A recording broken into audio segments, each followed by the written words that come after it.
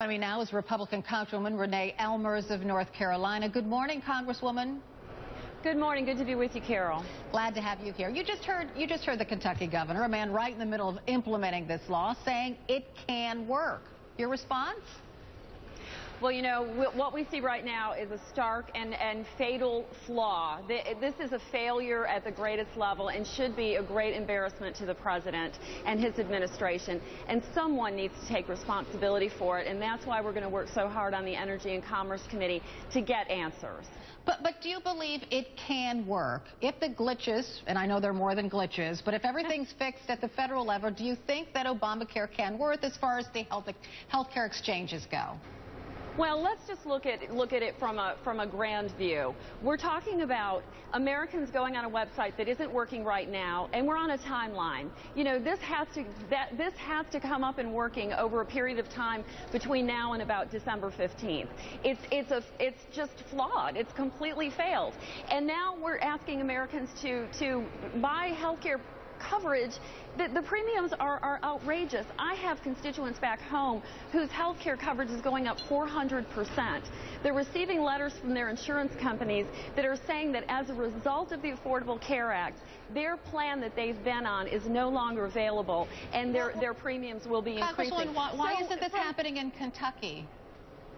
Well, you know, I know you just had the clip there of the governor, and God bless him. You know, he's talking about a situation that he supports. But the American people cannot wait for this.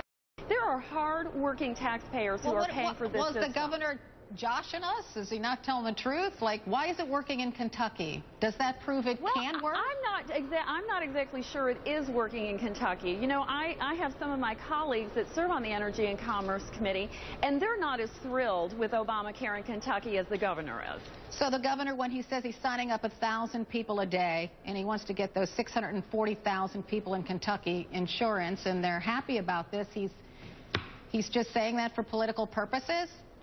Well, you know, let's look at the grand scheme of things.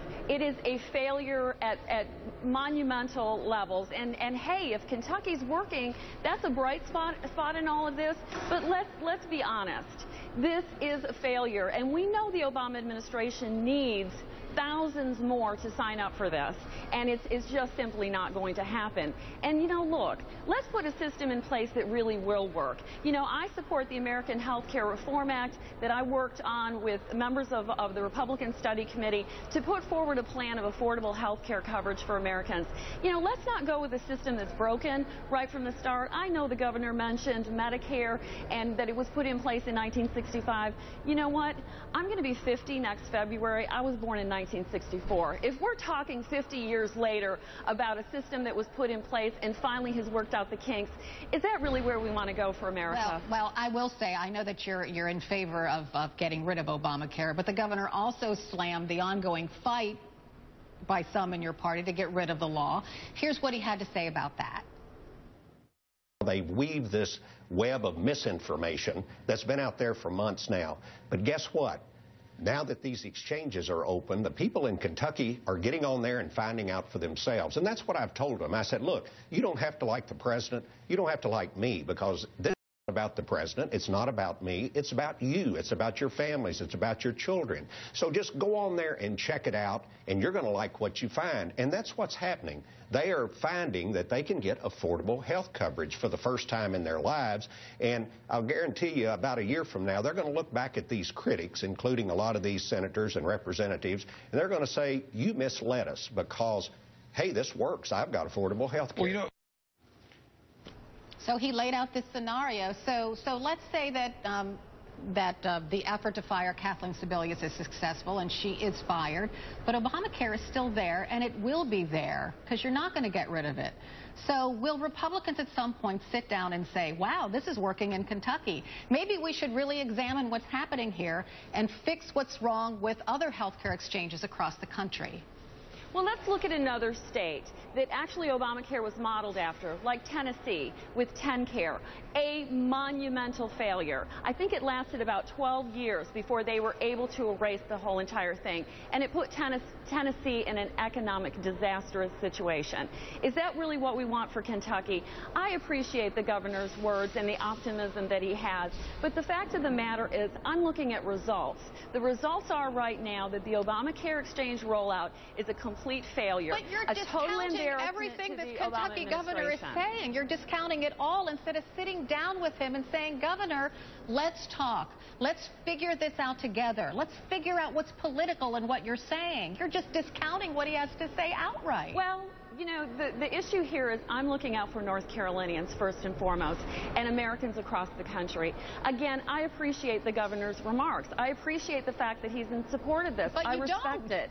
But the fact of the matter is we have to look at results. We can't just look at criticisms. You know, we are just looking at criticisms. You're just looking at criticisms. You're discounting what he has to say. You're getting awfully angry about this situation. I hate that you're in this position. But the fact of the matter is we have had subcommittee hearing after subcommittee hearing, and each one of those agency heads, including Kathleen Sebelius, told us we were right on track, that these exchanges had been tested, that they were going to go forward October 1st, and every American was going to have the chance to go on that website and see what would be available to them.